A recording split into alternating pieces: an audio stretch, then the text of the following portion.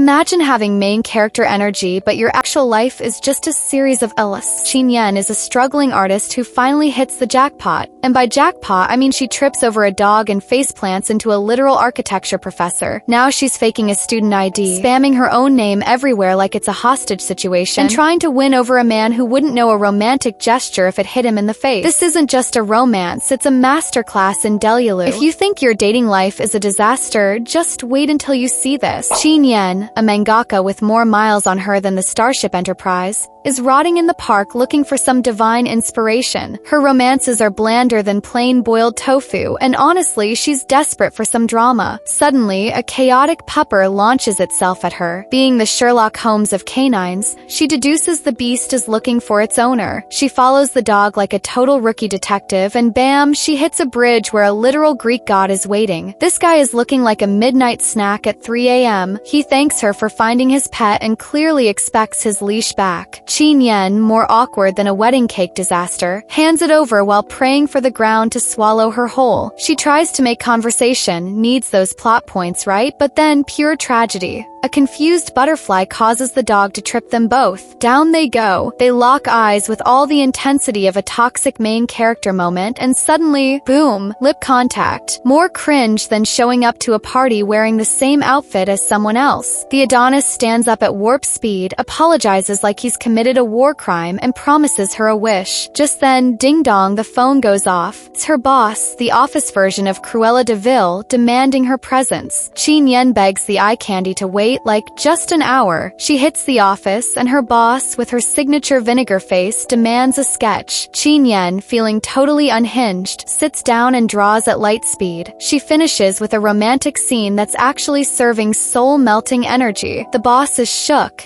asking where she found all that sugar. Qin Yan, red as a tomato, stammers that it's just personal experience. Her boss, slick as a fox, says she's already calling the guy for material. Oh my god, she totally forgot about the man-shaped monument waiting for her. She sprints to the river, but the prince has already ghosted. On the bench, a scrap of paper with his name and number. Such a flex. Desperate, she sends an SOS on social media. Someone replies, "I saw him at Shanming University." The next morning, she's there, acting like a total groupie chasing a rock star. Suddenly, scandal. The guard is screaming, and everyone is running around like headless chickens. A student grabs her. He's in the architecture department classroom, and there he is. Boom, architecture professor. Not only is he gorgeous, he is funny and popular. Even the cleaning lady is signing up for his classes.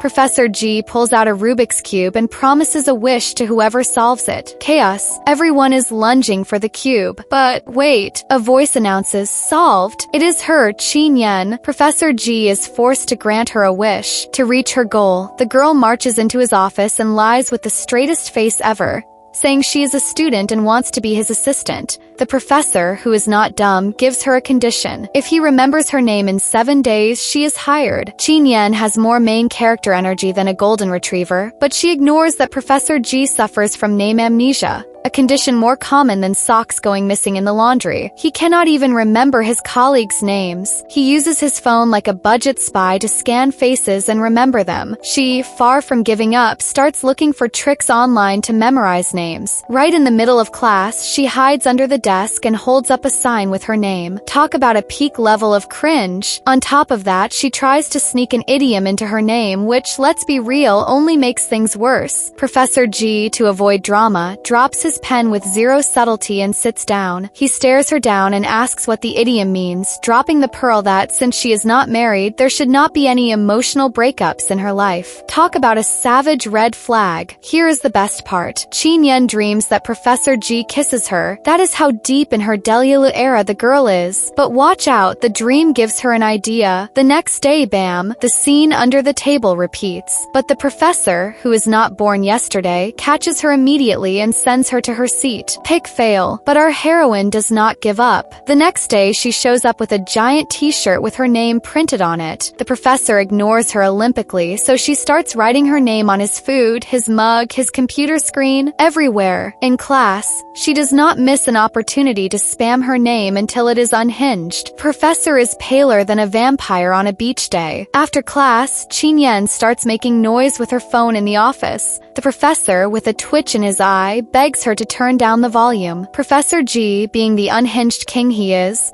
asks Qin to bring him something but calls her Woo. WTF? Qin is more confused than a chameleon in a rainbow. Why Woo instead of Psy? Is it some elemental trope? The mystery is consuming her. The days are flying by and she needs this man to remember her name or she's totally fried. Kali greets Professor G and mentions that Qin is an absolute icon. Even the cleaning lady adores her. He suggests giving the assistant some miracle tea, aka a total aphrodisiac. So they end up together. How subtle. The department head also praises her as smart, fast, and efficient, telling the prof to reward her. He just nods with a face that is serving pure misery. Starts raining cats and dogs and the professor grabs his umbrella to flee, but Qin, acting like a professional stalker, pursues him. Flash. Car drives by and soaks them from head to toe. They have no choice but to head back to school to change. Professor throws a set of clothes at Qin and tells her to get changed. Drama. He is so over this situation that he heads to another room. When Qin finishes changing, she imagines the professor showing off his abs. Talk about a slow burn. Just as he walks out, her hand lands right on his chest. What a moment. She apologizes, swearing it was a total accident, but he doesn't believe that for a second. Finally, Professor G confronts her. What is your motive for getting close to me? Qin, with more courage than a Roman soldier, drops the bomb. She has liked him from the first moment.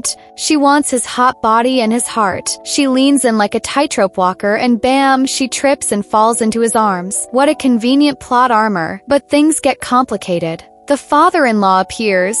The man is more surprised than a penguin in the Sahara, asking if they have a forbidden teacher-student relationship. Qin, fast as lightning, whips out her ID, confirming she has already graduated. The father-in-law, who is more into horoscopes than a psychic, starts saying their zodiac signs are perfectly compatible. He pulls out his phone to calculate their birth charts. This man is a total danger. Professor G, on the verge of a breakdown, asks what he is doing there. Turns out, the father-in-law had organized a blind date for him. Talk about a mess. Backed into a corner, the prof claims he already has a girlfriend. The girl sitting right next to his father. What a power move. Qin, happier than a worm in compost, lunges for a hug, but he dead stops her. She couldn't care less though. She plants herself in front of the father and swears on her life she won't let him be with anyone else. She's taking full responsibility for Professor G. The father, absolutely living for the drama, gives the green light to the relationship. The next day, Qin is looking iconic, waiting for the prof since dawn. He gives her a total "who are you" look and just walks off. Drama. She chases him, even faking a faint. Talk about Oscar-worthy acting, and begs for help. But he strolls right past her like she's invisible. The humiliation is real. Qin is already brainstorming her next conquest strategy when, boom, Professor G's cousin appears. This snake, more viperous than Cruella de Vil, tells the prof that Qin is faking their closeness and reveals her secret.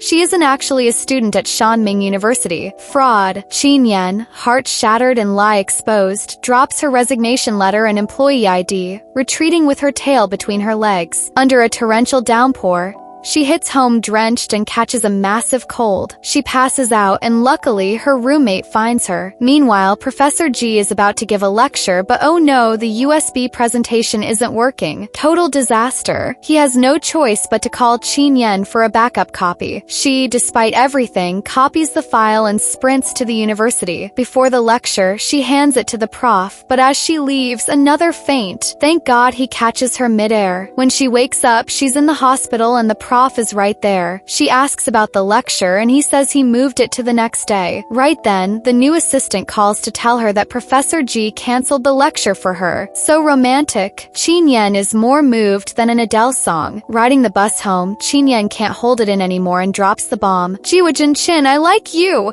Plaff. The whole bus turns around, whispering about whether the confession was a win or an epic fail. So cringe. Professor G, red as a tomato, pulls her to the back of the bus and tells her he's not interested in dating her. But she's not giving up. She swears she'll follow him to the ends of the earth to claim her prize. The bus screeches to a halt and Qin's phone goes flying. Professor G, playing the knight in shining armor, or just a total mastermind, picks it up and seizes the moment to slide his business card under the device. Such a move. This man is definitely playing 4D chess. As they hit the stop, the prof vanishes like a straight-up ninja. Qin, heart completely shattered, runs to sob on her boss's shoulder, spilling the tea about the rejection, the resignation, and the eternal goodbye to the man of her dreams. The boss, being more practical than a Swiss Army knife, digs into Qin's bag for a tissue. Talk about zero boundaries, and surprise! She finds Professor G's card. Qin, hitting peak Delula levels of joy, sprints off to find him. Hope truly dies last, right? She rocks up to his house, and horror of horrors, the guy who opens the door is wearing a robe. WTF? Qin, with an imagination more unhinged than a conspiracy theorist, assumes the prof prefers the company of men. Tragedy. She tries to bolt, but the guy stops her. He's about to drop a joke when Professor G appears, explaining that the dude works with him. Turns out Xiao Su is the one in charge of cooking for the professor. Seeing Qin, Xiao Su says he's got a dip, which is perfect for her. Qin seizes the chance to play house, becoming the live-in nanny. But the prof drops a hard rule. Do not touch the downstairs room or she's out.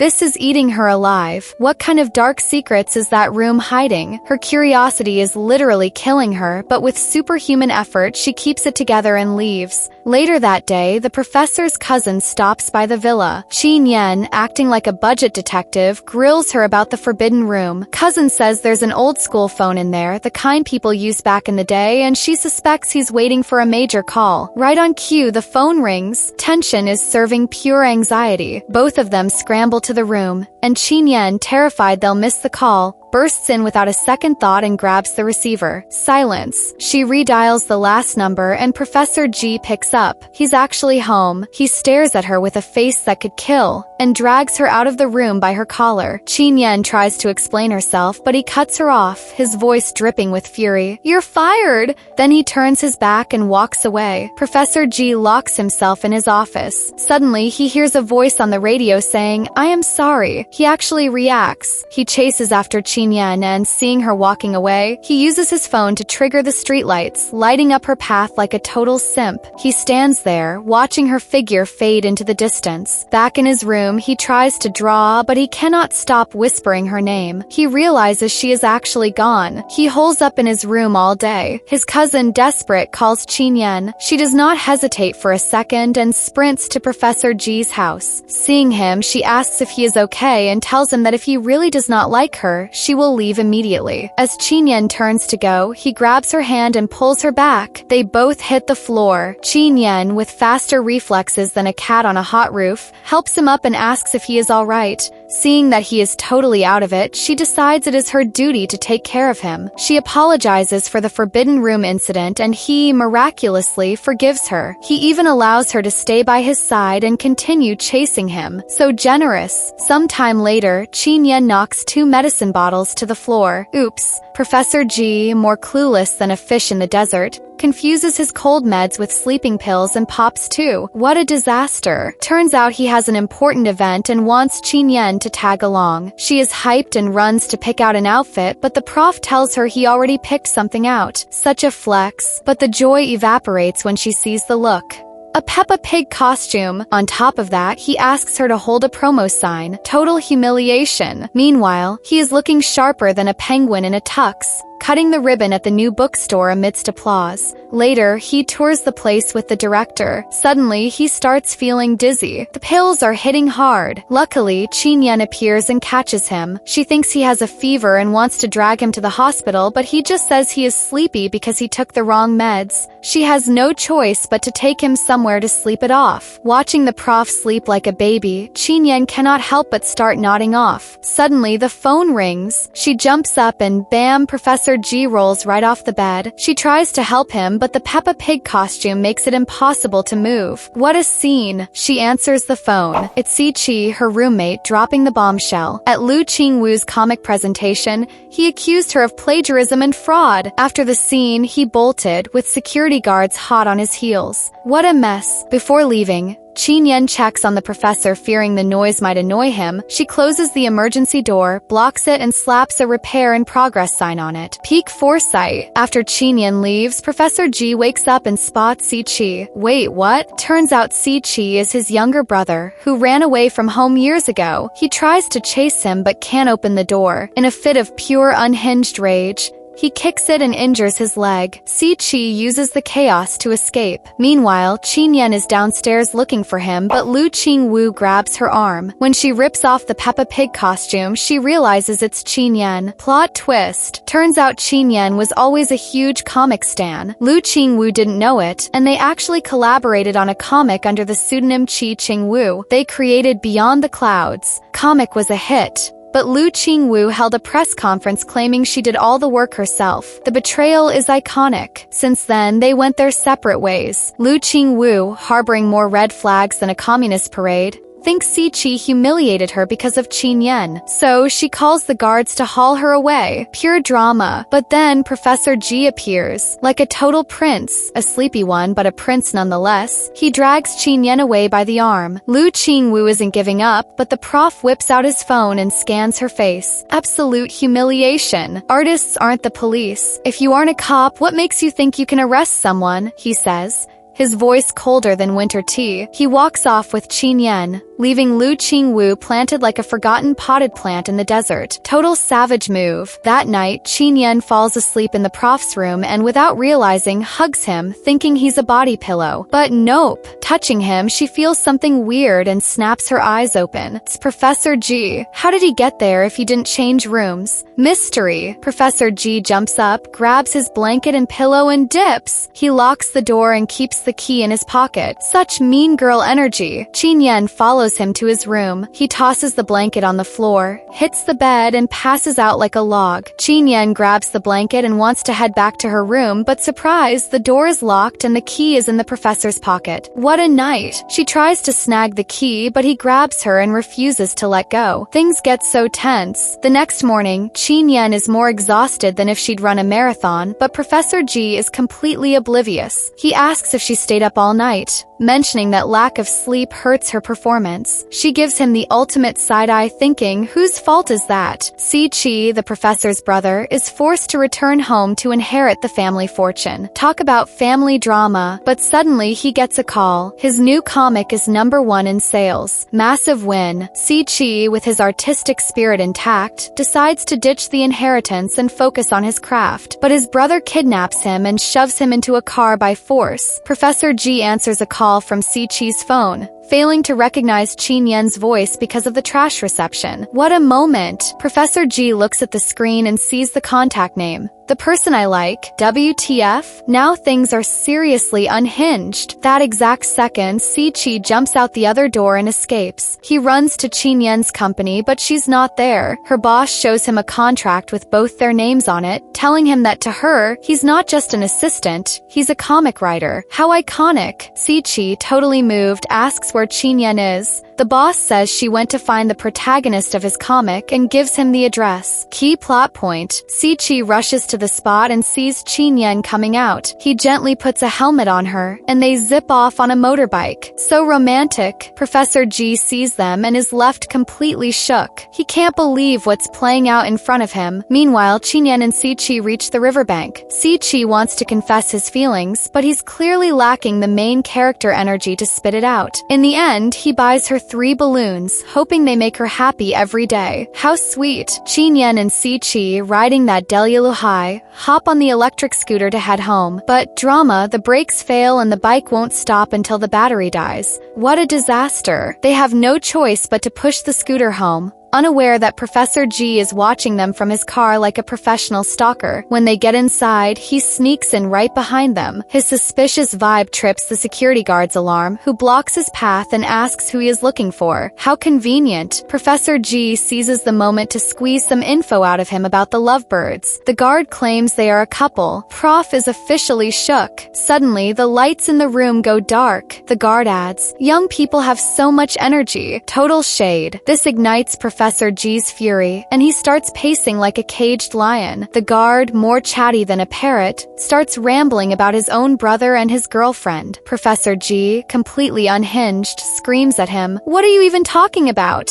The guard gets spooked and almost drops his phone, explaining he was just checking a trending topic on Facebook. How convenient. Fed up, Professor G turns around and leaves. Shortly after, Qin gets a call from Professor G. He says he has something for her and she needs to be at his place in half an hour. Such a mystery. Qin bolts and grabs a taxi, begging the driver to speed up. The anticipation is killing her. Suddenly, Professor G's car appears out of nowhere and swerves, blocking the taxi. Totally reckless. Qin asks the driver to change lanes, but it is impossible. When the light turns red, Professor G makes a run for it. He hits the villa, parks the car at warp speed and sprints inside. He makes himself some tea, grabs a book from the table and pretends to be reading calmly. What an actor! Suddenly, the doorbell rings. Qin is here. He acts cold and tells her she is late. She claps back that it has been exactly 30 minutes, just like he asked. They go inside and Qin realizes Professor G only called her over to sharpen a pencil. What a joke. She complains that he could have just bought a sharpener. Professor G, acting like a CIA interrogator, asks her where she was that night. Upon hearing she was out with her roommate,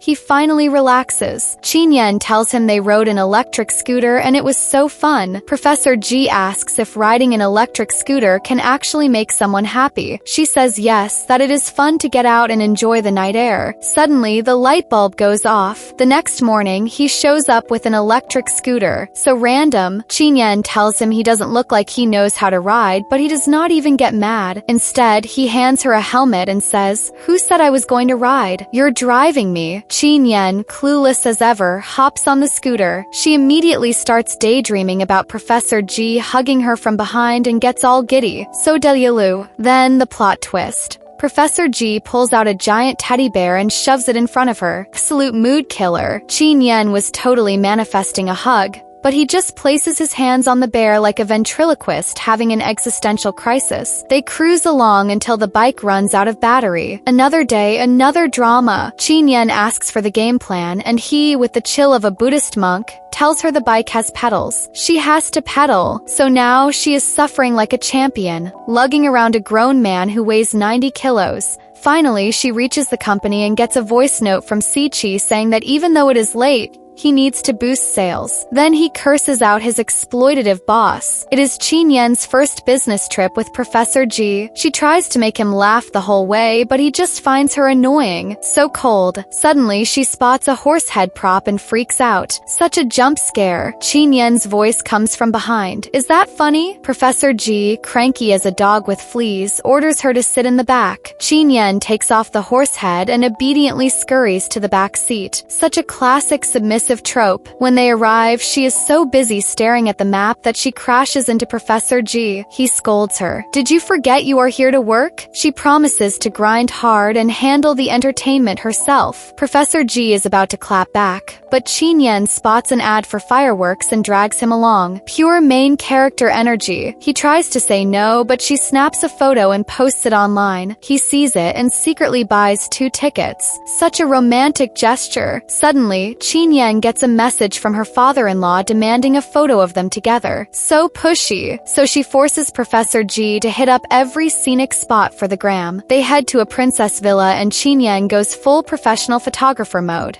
She is crawling on the floor, kneeling, and climbing stairs just to get the iconic angles. She captures some seriously attractive shots of the professor and then demands he take some of her. Talk about a pose-off. He takes the photos with deadpan seriousness. When Professor G sends the photos over, Qin realizes every single one is a straight-up hate crime against her face. The audacity. He claims he just doesn't get her aesthetic and threw a filter on them. Fatal error. She snaps, asking if there's a problem with the filter, and he hits her with, maybe the problem is the subject. The red flags are flying, and Qin is left speechless, wondering if that's really how he sees her. Professor G shuts the convo down, asking what else she wants, and she's totally iced out. Meanwhile, Sichi finds out Qin is on a business trip and decides to go hunt her down. He runs into Lu Qingwu, who is thirsty to see Qin. So Sichi just hops into her car like it's no big deal. The plot armor is working overtime. Inside, Sichi finds files on himself. What is even happening? Lu Qingwu admits she's been stalking him. Total creep vibes. Then it clicks for Qinyan that Siqi is actually He-chan, the artist she's been chasing. Major plot twist. Lu Qingwu drives Siqi to the middle of nowhere and tries to poach him for her team. Talk about an indecent proposal. But Siqi shuts her down with some actual backbone. Furious, she kicks him out of the car and leaves him face down in a muddy puddle. The level of pettiness is iconic. She mocks his shoes, asking if they're waterproof, while Siqi is vibrating with unhinged rage, screaming at her to get lost. She peels off, leaving him stranded in the void. Karma, however, is a swift queen, and her car immediately dies. Instant justice. She pops the trunk and sees smoke everywhere. Total disaster. She tries to call for help, but there is zero service. Siqi's phone, though, has full bars, so she straight up steals it from him. She calls a cab, but what pulls up is a cow-drawn cart. WTF? She climbs in, whining about being a princess in exile. Total diva energy. Siqi is so over this, telling her to shut up because at least it's a seat. They ride this rustic catastrophe all the way to the city center. Once there, Siqi sees Qinyan's post and assumes she's at the fireworks festival. He camps out on the carousel, waiting for his main character moment, but he waits and she never shows up. Total disappointment. Just when Siqi leaves, Qinyan and Professor G arrive, but they get lost. Such klutzes. Siqi turns around and sees Lu Qingwu trailing him. Stalker on the prowl. Upon seeing her, he gets embarrassed and tries to run away, but he can't find the exit and almost wipes out. Such a clumsy king. Fortunately, Siqi helps her up. Turns out, she was following him because she was afraid he'd get lost. How considerate. Lu Qingwu has an injured foot, so Siqi runs off to buy bandages. So attentive. Lu Qingwu is catching feelings. Later, Siqi spots some sneakers in a claw machine and tries to win them so she won't get tired in those heels. He actually pulls it off. He kneels down to help her put them on. Peak chivalry. They're suddenly serving BFF energy. New friendship unlocked. Lu Qingwu puts on the sneakers, but she's still struggling to walk.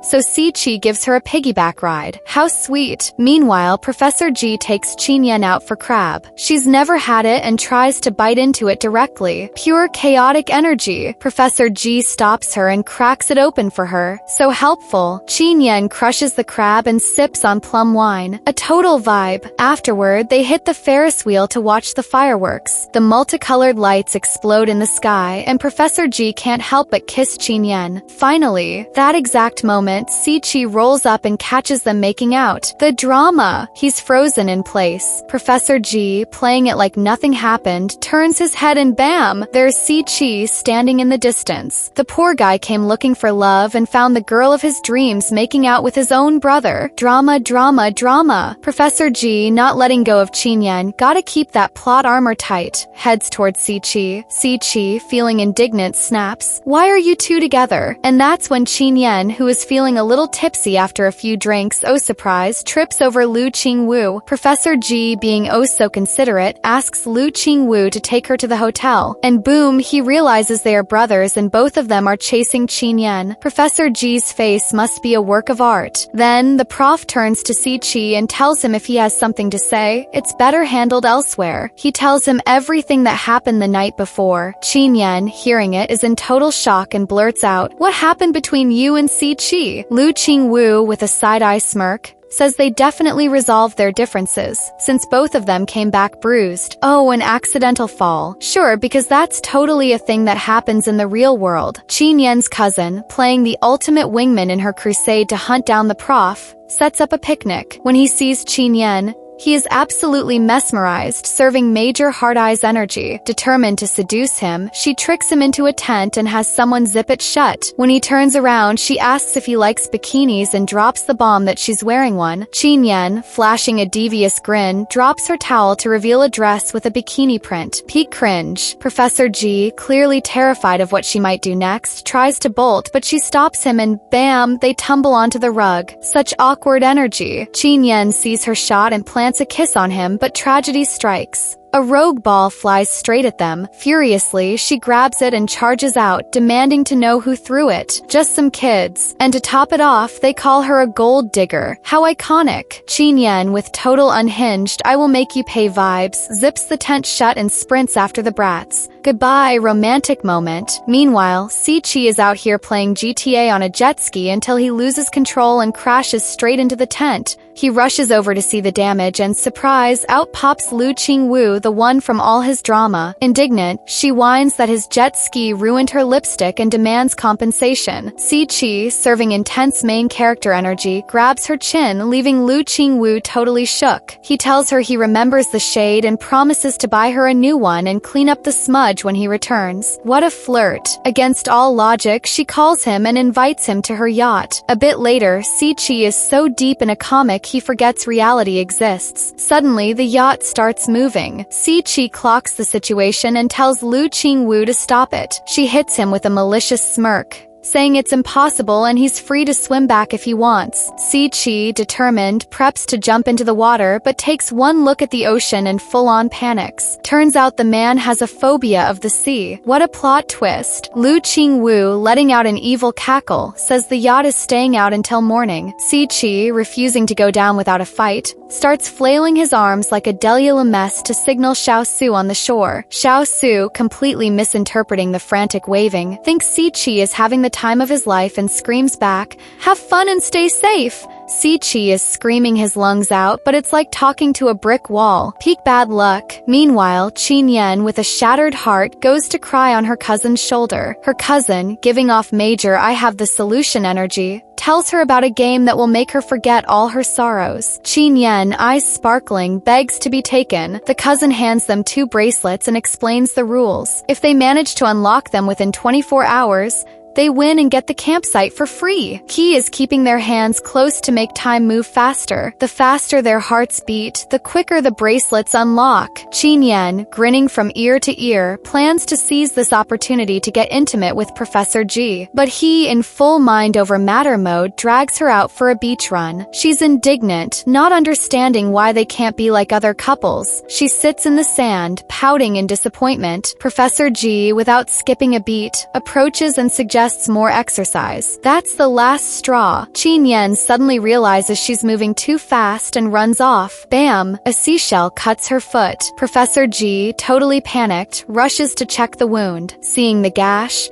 he pulls out a handkerchief and bandages it with care. Then he carries her off to find bandages. How considerate. Night falls and they sit together in the tent. Professor G tells Qin Yan that whatever she does, he'll support her. She, heart racing 1,000 miles an hour, gathers her courage and plants a little kiss on his lips. Bingo! The bracelets unlock. Professor G, all game over energy, tells her the challenge is finished. Qin Yan, blushing in total embarrassment, runs to her tent. He stays by the campfire all night and she doesn't catch a wink of sleep. What a night! Over on Lu Qingwu's yacht, things get interesting. She takes Si-Chi to a deserted island and blindfolds him. When Si-Chi takes them off, his jaw hits the floor. An infinite blue sea stretches out before them. Below, the blue tears, creatures that only appear during mating season, illuminate the water. Lu Qingwu asks if it's beautiful. He, with a smile, tells her it is, that it's worth the trip. She asks if he still hates her. He shakes his head and stares deep into her eyes. Then, she asks if he likes her. He shakes his head again. She can't help herself, so she pinches his cheek and calls him a little rascal. He tells her that not hating her is already an upgrade. Well, the next morning, Qin Yan rolls into the office absolutely exhausted and passes out on the floor. Her coworker finds her and asks if she got the comic package. Qin Yan has zero clue. The coworker checks the order and sees it was sent to Professor G's firm. Oh, she never told him he's the protagonist of the story and is terrified he'll flip when he sees it. Oh my god, what a mess. Qin Yan, going full rescue mission, calls her secretary, but nothing. Not a trace of her. She tries to request a car, but the city is gridlocked. So, being the chaotic queen she is, she orders a courier service to bring the damn comic over. Miracle of miracles, it arrives just in time. Suddenly, she overhears some gossip that Professor G is about to get engaged. Apparently, he's set to marry the new director, Lin. An arranged marriage set up by the professor's dad. How horrifying. Qin Yan, heart completely shattered, sprints to the bathroom. But alas, tragedy strikes, because when she walks out, she sees Professor G Si hugging director Lin. Her world is officially imploding. She drops her things, her hopes and dreams crash. Everything is falling apart. She recalls their moments together and can't stop sobbing her eyes out. So cruel. Turns out the whole thing was a test from Professor G to see if she truly loved him. What a dirty move. That night, Qin Yan, brokenhearted, packs her bags and prepares to dip. She says goodbye to Professor G's dog, thinking she'll never see it again. Poor animal. Suddenly, Professor G appears at the door and asks where she's going. She, voice trembling, explains that her original goal wasn't to like him, but for him to be the lead in her comic. Talk about a confession. She hangs her head, apologizes, grabs her suitcase, and gets ready to flee. But Professor G, playing the no escape card, chases after her, grabs her hand, and gives her a movie-style kiss. And that's when Lu Qingwu, who is bringing Si Chi back home, witnesses the whole scene. What a coincidence. The hourglass also falls to the ground. Si Chi, feeling totally let down, turns around and walks away. Lu Qingwu follows close behind, but in the blink of an eye, he vanishes. She, absolutely frantic, starts screaming his name, terrified that something bad might happen to a guy as innocent as him. Poor Lu Qingwu. Out of nowhere, Si Chi grabs her from behind and pins her against the wall. Talk about a jump scare. He questions her. You know perfectly well you are a girl. Why pretend to care about me? Do you not know your boundaries? She, unfazed, pushes him off and replies, who knows? Maybe I will do something crazy for love. Well.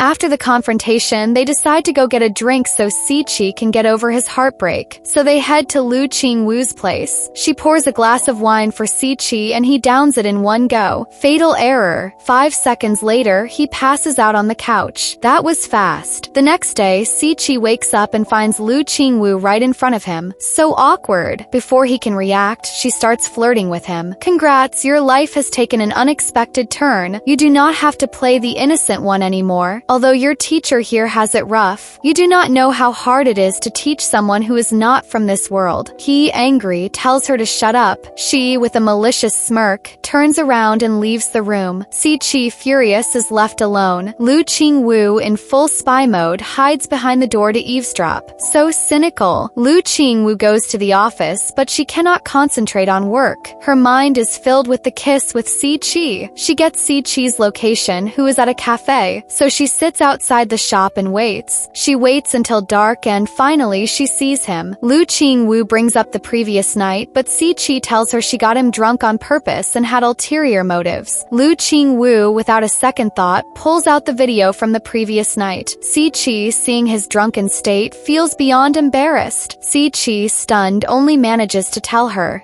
"You are a manipulative woman." She, with a side-eye smirk, replies, "You still do not get it. I am chasing you." Si Chi, playing the "I am not falling for your games" card, ignores her and keeps walking. But, surprise, he gets a message from Lu Qingwu, opening it, a photo of both of them. So he turns around, hugs her, and plants a kiss on her. She, surprised, pushes him and asks what he is doing. He, with sudden confidence, tells her, "It is a seal for the whole week. Take it and disappear." And he walks away, leaving Lu Qingwu more confused than an octopus in a garage. The next day, Si Chi is drawing comics when, bam, Lu Qingwu sneaks up behind him and covers his eyes. Total rookie move. Si Chi, startled, throws her to the ground. What a klutz. Lu Qingwu, leaning into the victimization trope, demands he pull her up. Si Chi, feeling some type of way, begrudgingly complies. The second she's up, Lu Qingwu starts playing games. She whips out her phone and shows him the photos, telling him one kiss equals one deleted picture. Talk about toxic blackmail. Si Chi, resigned to his fate, follows orders. Just as he's about to lean in, he actually remembers something. Thank God for plot armor. Right then, he gets a call from Qin Yan. To stop Lu Qingwu from blabbing, he stuffs a cookie in her mouth. Peak improvisation. Qin Yan asks to meet up and they head back to their old apartment that night. And that's when Qin Yan drops the bomb. She wants to dissolve their partnership. Si Chi is shook to his core, oblivious to the fact that she's doing this for his own good to help him level up. How noble. Qin Yan calls Lu Qingwu, hoping she'll guide him. Si Chi, devastated, sits outside Lu Qingwu's door, spiraling into a Delulu pity party. thinking he isn't good enough and that's why he got fired. So dramatic. Lu Qingwu, feeling her heart soften, consoles him and invites him in. But the moment they're inside, Si-Chi pins her against the wall and kisses her. Bold move, Chief. The next day, Lu Qingwu wakes up to Si-Chi serving her breakfast. How domestic. With a dead serious face, he declares, "As of today, we are officially dating." Boom. Lu Qingwu, absolutely terrified, drops her plate and asks, "What did you just say?" He responds with total conviction, "I will take responsibility for you." But she, keeping it 100, tells him he doesn't have to take responsibility and to stop playing grown-up when he's still just a kid. Realizing he can't explain himself, Lu Qingwu hauls him up and kicks him out. R.I.P. to that romance. Si-Chi is left completely confused, not understanding a thing. She tells him, "As of today, let's pretend this never happened. We are strangers again, don't look for me." Meanwhile, Director Lin, determined to get her way,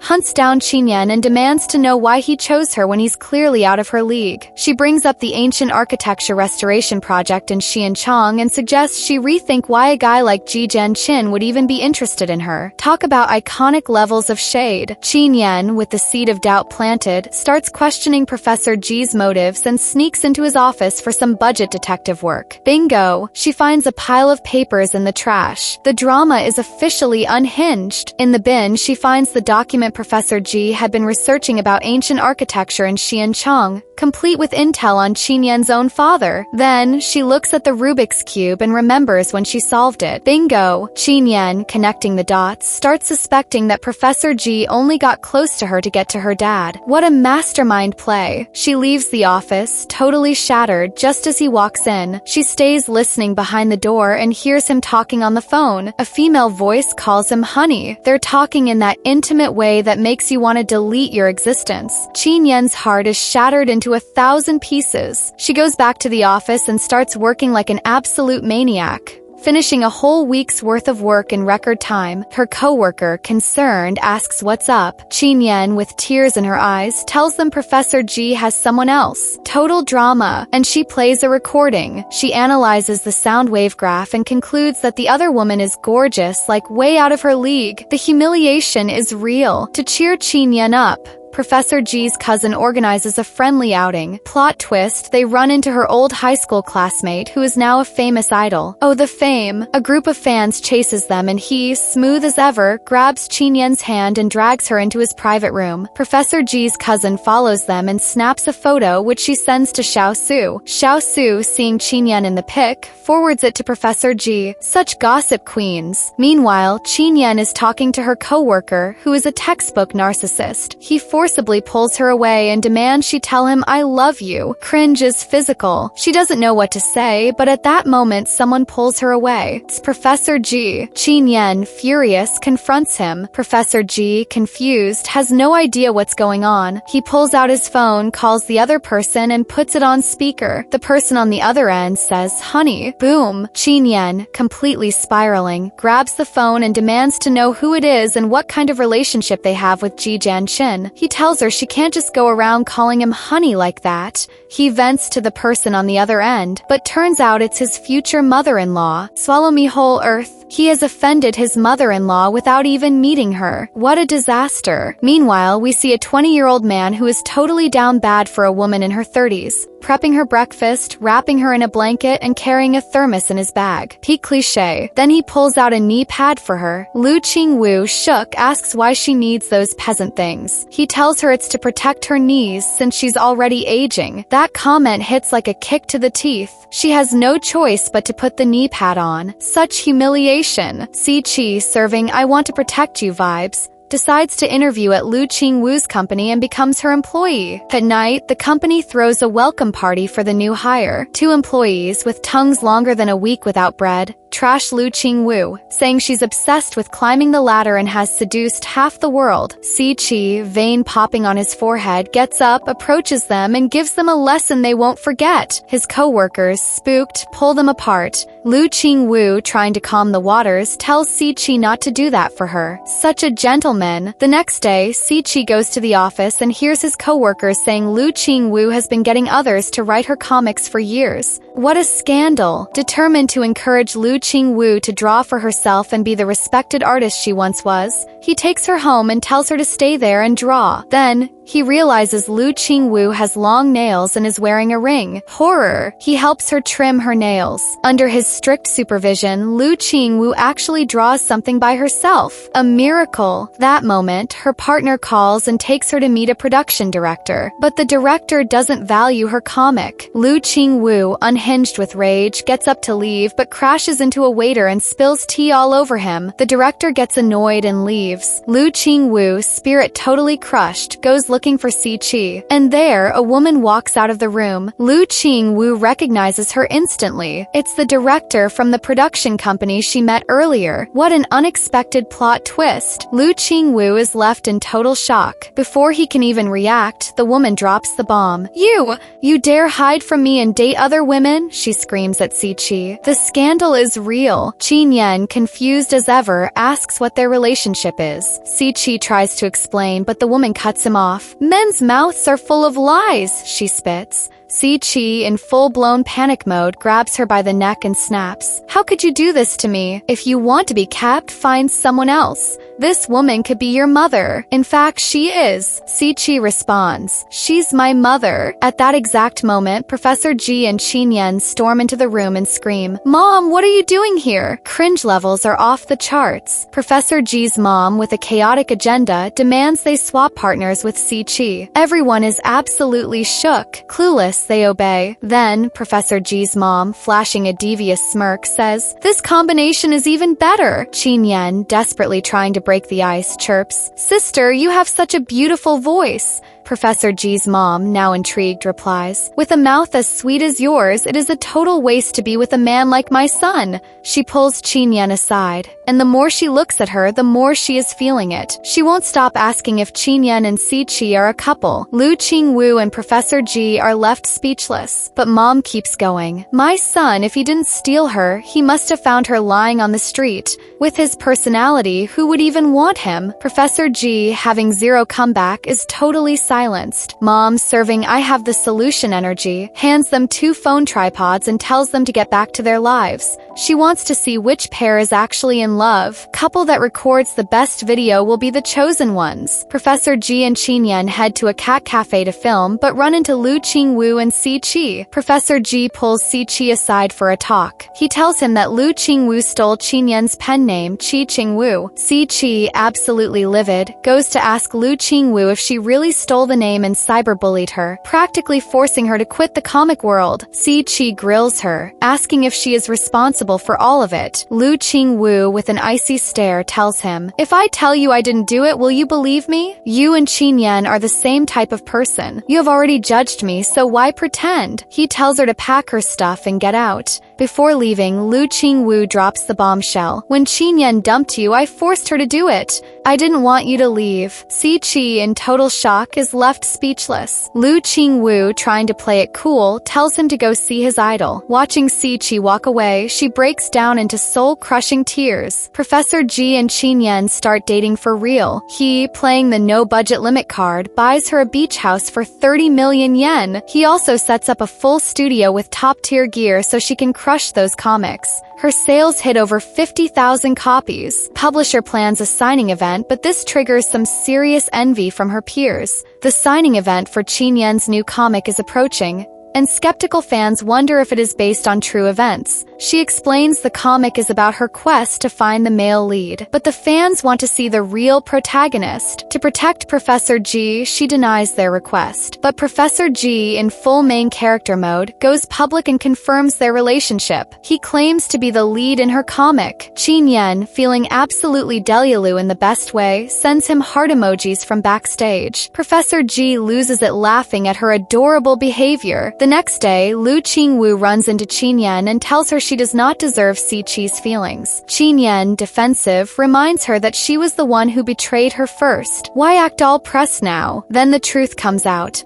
Lu Ching-woo was never the villain of this story. Her agent lied. telling her that Qin Yan wanted to cancel their contract and steal her pen name. Lu Qingwu never believed it, but it was all part of the agent's messy plan. Lu Qingwu confronts him, asking why he did it. It was obvious he wanted to break their bond, making her look like a heartless villain. And he had the audacity to call himself her comrade? The cynicism is unreal. The agent, completely unbothered, asks if she would have even made it this far without his help. Lu Qingwu, totally indignant, tells him that from this moment on, they are not comrades. Feeling guilty for the damage caused to Qin Yan, Lu Qingwu posts a public apology online. She admits Beyond the Clouds was a joint effort between her and Qin Yan. The weight she carried for years is finally lifted. That moment, Si-Chi walks up to her. Lu Qingwu, insecure, asks him, "What if one day I lose everything? Would you leave me?" Si-Chi, with a look of pure sincerity, responds that he doesn't know what she has posted online or what the future holds, but he will support and protect her. He tells her that life is all about starting at one point and moving to the next. He takes her for a bike ride and they continue their journey together. Meanwhile, Qin Yan also sees Lu Qingwu's post and the defamation from the Ingfen company. Qin Yan, ready to help her, asks the company director to let her clear the air, but he refuses. Qin Yan, determined, calls Professor G for advice. Even though he thinks the company is in the right,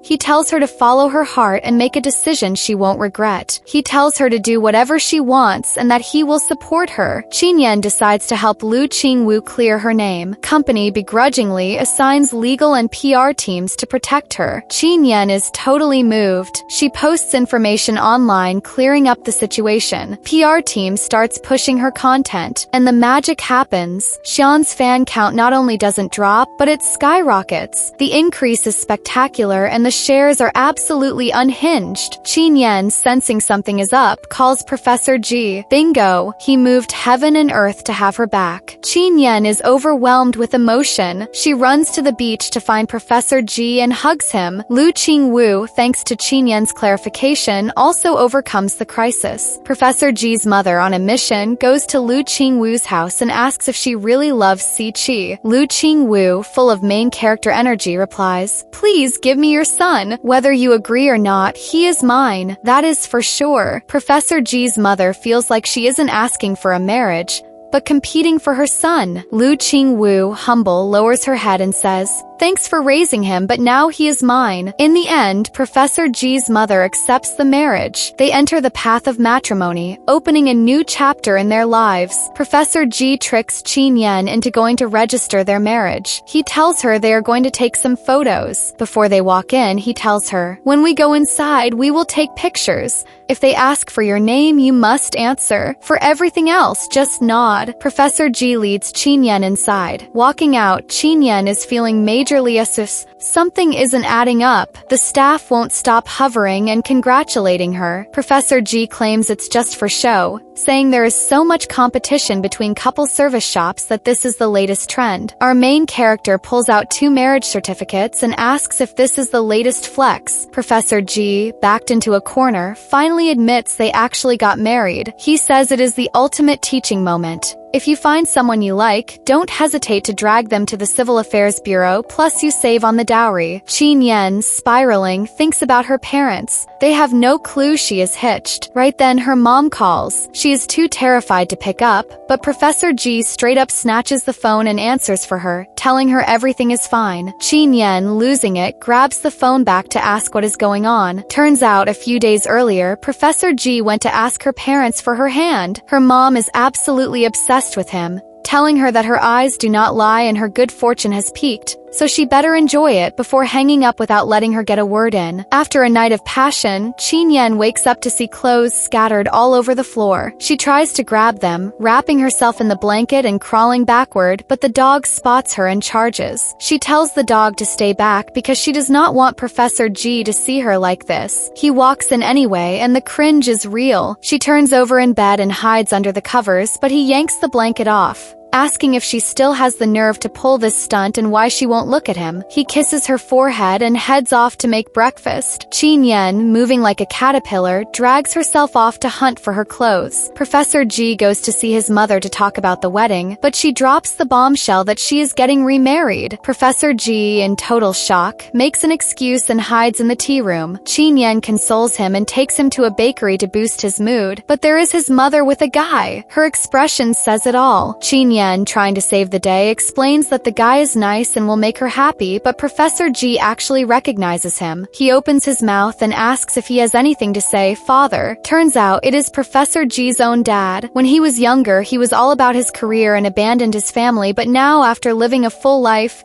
he realized family is what actually matters. He wants back in with Professor G's mom. He's going to be part of the package deal from now on. Professor G isn't holding any grudges against his old man. The knot in his heart finally unties. The wedding day arrives. Professor G drops to one knee and swears, "Whatever happens, I'll take your hand and we'll walk through life together." In the end, Qin Yan and Professor G's hearts intertwined in a deep and sincere love. Through every challenge and shared moment, they discovered the true essence of romance, turning their story into an eternal legacy that flourished way beyond the pages of their comic. If this total car crash of a romance had you screaming at your screen, hit that follow button for more unhinged drama breakdowns. Drop a comment. Are they serving true soulmate energy, or is this just the ultimate red flag parade? Don't forget to like if you're officially in your Delulu era with me.